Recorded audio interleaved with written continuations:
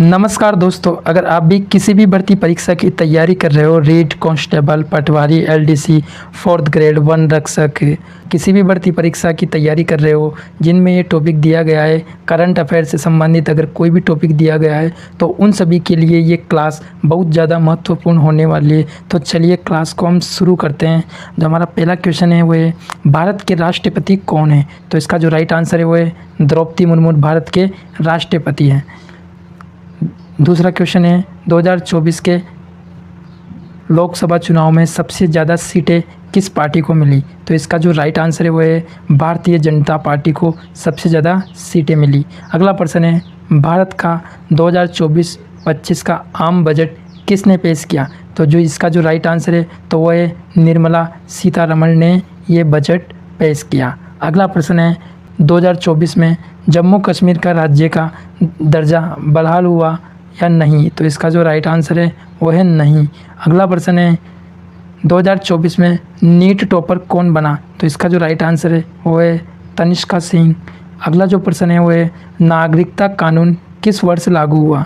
तो इसका जो राइट आंसर है वो है 2024 में ये नियम लागू हुआ। अगला जो प्रश्न है वो 2025 में प्रधानमंत्री कौन है? तो इसका राइट आंसर है नरेंद्र मोदी। अगला जो प्रश्न है वो है, भारतीय सेना दिवस कब मनाया जाता है? तो इसका राइट आंसर है वो है 15 जनवरी को मनाया जाता है। अगली स्लाइड देखते हैं, भारत का पहला डिजिटल लोकसभा चुनाव किस साल हुआ? तो इसका जो राइट आंसर है वो है 2024 में हुआ। हाल ही में वन नेशन वन इलेक्शन पर समिति किसने बनाई? तो इसका जो राइट आंसर है वो है रामनाथ कोविंद समिति बनाई गई। अगली स्लाइड देखते हैं, इस स्लाइड में 11 से 20 तक विज्ञान और टेक्नोलॉजी के प्रश्न शामिल किए गए हैं। तो अगला प्रश्न देखते हैं, चंद्रयान 3 की लैंडिंग कहाँ हुई थी? तो इसका जो राइट आंसर है वो है चंद्रमा के दक्षिणी ध्रुव पर चंद्रयान 3 की लैंडिंग हुई थी। अगला प्रश्न है, आदित्य L1 मिशन किससे जुड़ा है? तो आदित्य L1 मिशन सूर्य से जुड़ा है। अगला प्रश्न देखते हैं, भारत का पहला मानव अंतरिक्ष मिशन क्या है? तो इसका जो राइट आंसर है वो है गगनयान। अगला प्रश्न है, इसरो के वर्तमान अध्यक्ष कौन है? तो बहुत ही महत्वपूर्ण सवाल है दोस्तों। तो इसका जो राइट आंसर है वो है एस सोमनाथ। अगला प्रश्न है, ONDC क्या है? तो इसका जो पूरा नाम है वो है open network for digital commerce.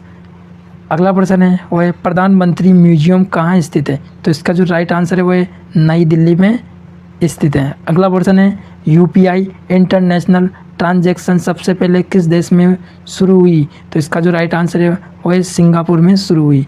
अगला प्रश्न है, भारत में 6G की टेस्टिंग कब शुरू हुई? तो भारत में 6G की टेस्टिंग 2024 में शुरू हुई। अगली स्लाइड देखते हैं,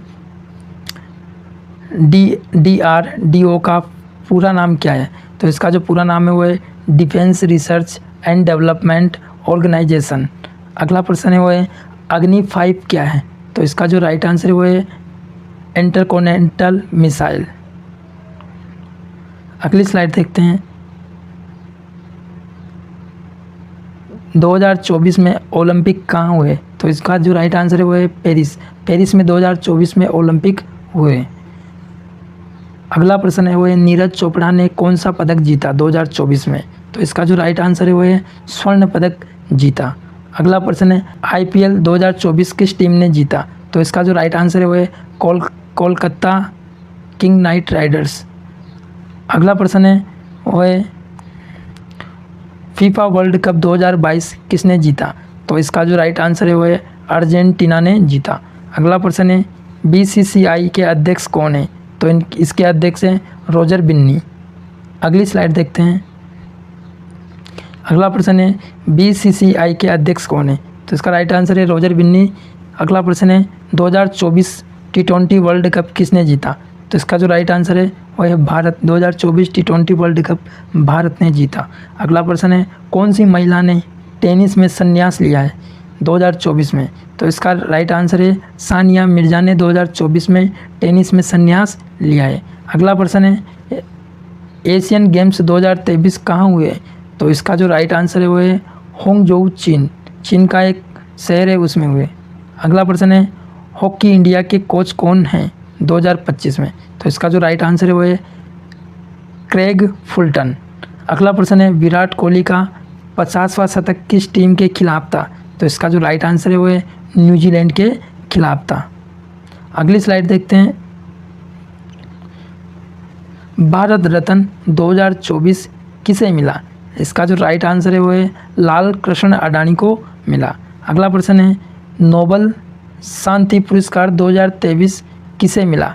इसका जो राइट आंसर है वो है नरगिस मोहम्मदी, जो ईरान के रहने वाले हैं, इनको नोबल शांति पुरस्कार 2023 दिया गया था।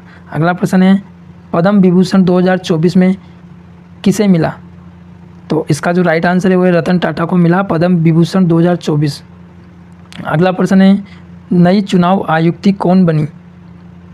तो इसका जो राइट आंसर है वो है गीता देवी को बनाया गया। अगला प्रश्न है आरबीआई गवर्नर कौन है?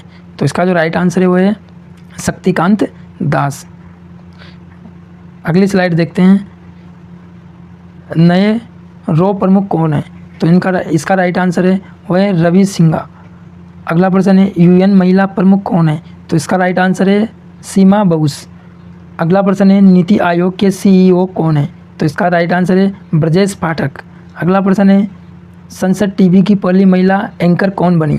तो इसका राइट आंसर है सुमन कुमार। अगला प्रश्न है लक्ष्य 2047 योजना किसने शुरू की? तो केंद्र सरकार ने लक्ष्य 2047 योजना की शुरुआत की। अगला प्रश्न है पीएम सूर्य उदय योजना किसके लिए है? तो इसका जो राइट आंसर है घर घर सोलर पैनल बनाने के लिए पीएम सूर्य उदय योजना चलाई गई।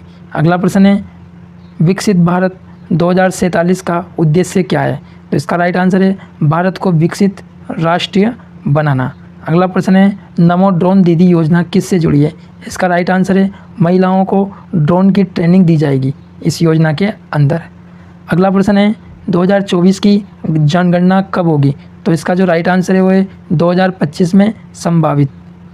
अगला प्रश्न है वन डिस्ट्रिक्ट वन प्रोडक्ट योजना किस राज्य से शुरू हुई थी? तो इसका जो राइट आंसर है वो है उत्तर प्रदेश से शुरू हुई थी। अगला प्रश्न है आत्मनिर्भर भारत अभियान कब शुरू हुआ था? तो इसका जो राइट आंसर है वो है 2020 में शुरू हुआ था। अगला प्रश्न है भारत में सबसे तेज इंटरनेट स्पीड वाला राज्य कौन है? तो इसका जो राइट आंसर है वो है केरल। अगला प्रश्न है भारत का पहला ह्यूमन ओनली एयरपोर्ट कहाँ बना? तो इसका राइट आंसर है केरल।